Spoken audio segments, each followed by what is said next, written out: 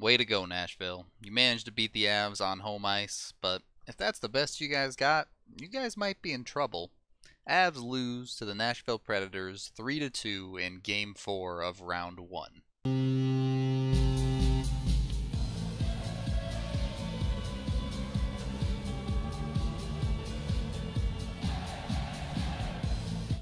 There's a bunch of silliness from Nashville which we'll get to, but first we have to cover what the Avs did in the first period and a half of this game. They really have nobody else but themselves to blame for this loss and falling in a hole early. Barely over a minute into the game, Nemeth gets dinged for holding onto a puck for reasons. I don't know why.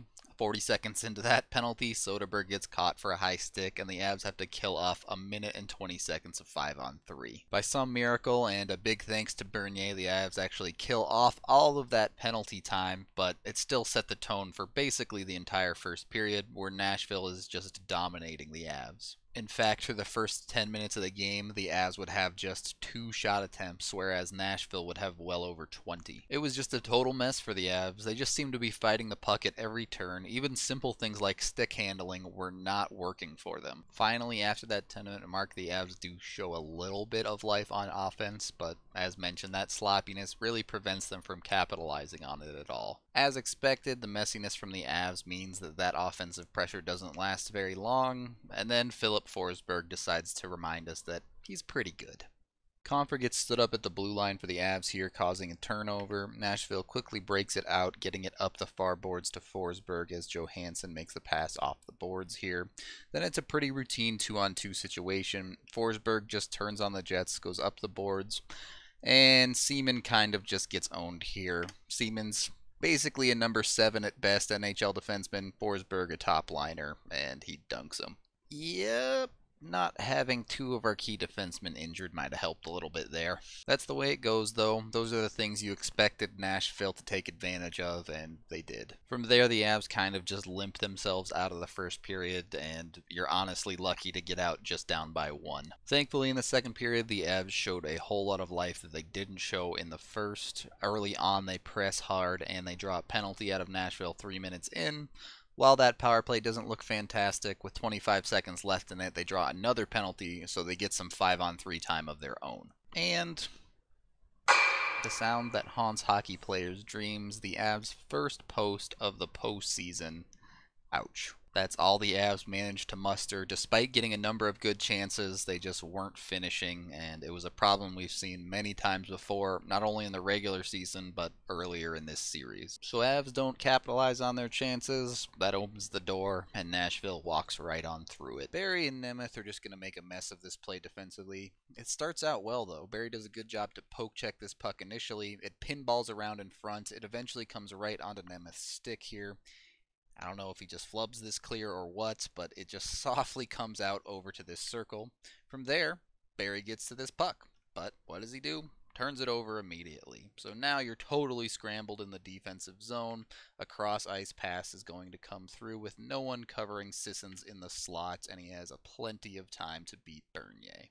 You just can't make mistakes on both ends of the ice. If you're not finishing your chances, you can't be giving up chances like that one. And then, after that, the goonery begins for Nashville. Now, before this play, apparently Andrighetto speared Hartman, and then Hartman I definitely saw take a run at Andrighetto. I couldn't find a decent angle of the initial spear that Andrighetto took on him, so I'm just going to call that and the charge that Hartman tried to make a wash, and we're going to focus on the part of the play that I actually did see. Coming into the Nashville zone, Andrighetto looks to engage Hartman in a stick battle away from the puck.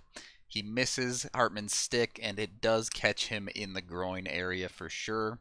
I think it was incidental. If you wanted to make a case that it was kind of an accidental on-purpose situation, you could probably do that. Either way, the refs miss it, and it's a no call there, so Hartman immediately grabs onto Andrighetto's stick and won't let go.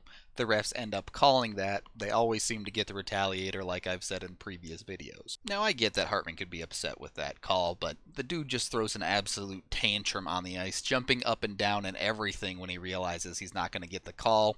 And then he loses his mind. He throws his gloves on the ground, skates right over to Andrighetto and grabs him looking for a fight. Andrighetto clearly not interested, so he tosses him to the ground. From there, multiple players get involved on both sides, and as do the refs. Andrighetto does end up face washing someone, and he gets 2 minutes for it. He arguably should have probably gotten 4, an extra 2 minutes for the spearing, but to be clear, it wasn't a super obvious one like something Corey Perry would do. The problem I have was, after all of this, the refs have came in, Andrighetto is being held by a ref as well as by another Predator holding him from behind around the neck. And Hartman takes a swing at Andrighetto right to his face. Luckily, it hit Andrighetto's visor, so nothing bad came out of it. But that's the exact type of thing that we're trying to get rid of in the game. Andrighetto gets 2 minutes, Hartman gets 4. Andrighetto easily could have gotten 4, and Hartman easily could have gotten 10 there. That was just dumb. Avs get a power play out of the deal, but the only thing that comes out of that is Rantanen taking McKinnon's stick to the face, and it cuts him. So, great. Just great. Once again, the Avs failed to take advantage of a situation that Nashville gifted them, and Nashville makes them pay. Wilson's going to try and make a risky pass here right as the Avalanche power play is expiring. It's going to get tipped out to the neutral zone by Austin Watson, and it's a perfect tip to where only Mike Fisher, who was serving 2 minutes of the 4 for Ryan Hartman, can pick it up.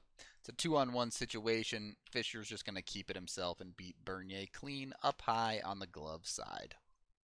Just brutal, man. The Avs had plenty of chances, and now they're down 3-0. So after that, the game starts getting really chippy. A lot of things happening behind the play where the refs aren't looking, a lot of dirtiness, and to be fair, there was some of it on both sides for sure. Finally, Landeskog says he's had enough of this crap from the Predators. He takes Ekholm and just throws him down to the ice after he took a slash. And you know what? Good. Show the Predators that you're not going to take any of that crap. It got to the point where this game was pretty close to getting out of hand, but we'll get to that a little bit more in the third period. The Avs kind of just play out the rest of the second, going through the motions, and it was looking like this game was pretty done. In fact, at the end of the second, the Avs get dinged for a kind of silly penalty where Kerfoot pushes Rinne just a little bit, and they decide to call it roughing. Now, I don't think what Kerfoot did was roughing there, but if the refs want to call it roughing, I'm okay with it, especially with protecting goalies. But if you're going to call that 2 minutes for roughing, you have to call Hartman trying to punch Andrighetto in the face more than 2 minutes for roughing. Either way, it's down 3-0 for the Avs heading into the third. More great news, we find out Bernier's hurt at the start of the third and Andrew Hammond is in instead. Just pile it on, just come on, we can take it. Hammond has to get involved right away, but you know what? He actually does a decent job coming in cold. He holds off the Predators early. And then the Predators just straight up let the Avs back into this game. On the same play, they take 2 penalties, so the Avs get a full 2-minute 5-on-3. But before we get to that, once again, we have to talk about freaking Ryan Hartman. So there's already been 1 penalty called on this play. It's a delayed penalty for Nashville. Soderberg has crossed the blue line and gotten rid of the puck here. Hartman is coming in. It looks like he's already committed to the hit. I wouldn't call it a late hit necessarily, but it might be just a touch late with that puck already away from Soderberg. As Hartman comes in, you're going to see him lift both his body and his shoulder upward into the hit into Soderberg, and the clear first point of contact is his shoulder with Soderberg's head.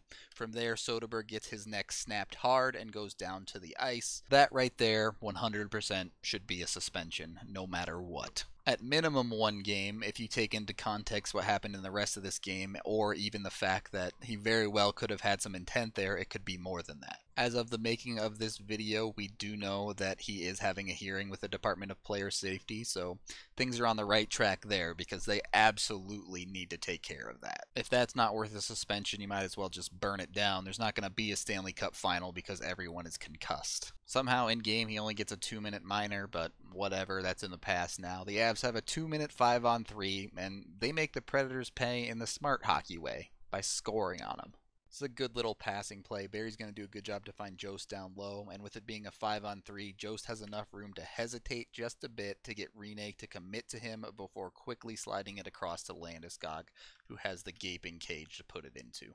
A beautiful play from Jost, which was good to see. He had been pretty invisible in the playoffs up to this one, but he came up big there. And of course, Landeskog continuing to lead by example as the captain, Johnny on the spot. It starts with 1, and the Avs take control of the third period from there. Nashville continues to play like dirty idiots, including Pekka Rinne punching Alex Kerfoot in the face and it not being a roughing call, so I don't know, take that for what you will. Eventually it becomes clear that Nashville is just trying to turtle this one out and get their shots in.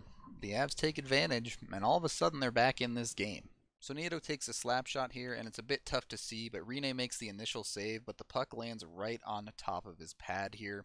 Como definitely slides into Rinne in the blue. That knocks the puck loose, and Kerfoot manages to put it in behind Rinne. Nashville did challenge this for goalie interference. I honestly don't know how they came back with a verdict of a good goal. It really does seem like Como knocked his skate into Rinne's pad, and that's what created the goal.